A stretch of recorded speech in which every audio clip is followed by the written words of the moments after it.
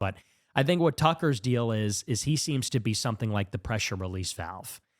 Because I'll never forget this. He added a remark at Turning Point over the summer, and it was one of those blink and you miss it type things. If you weren't paying attention, you wouldn't catch it. But he was talking about Jeffrey Epstein. This was at Turning Point SAS. Yeah. And he said, everybody in Washington, D.C. knows that Epstein was with Israeli intelligence. He goes, everybody knows that. He says, but nobody will say it. Why?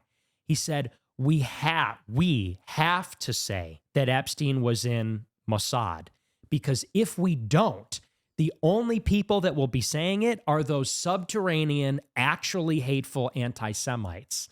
Now, if you pick that apart, what does that mean? What is he really saying there?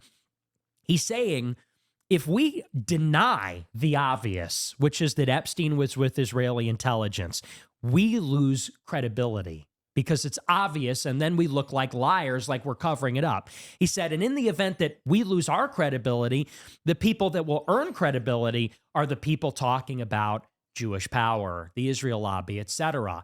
And we can't concede legitimacy or credibility or the narrative to them.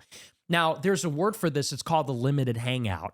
It's a PSYOP, which is to say we have to make strategically some admissions. We have to say some of the truth to keep the legitimacy, to keep the credibility, keep people's trust.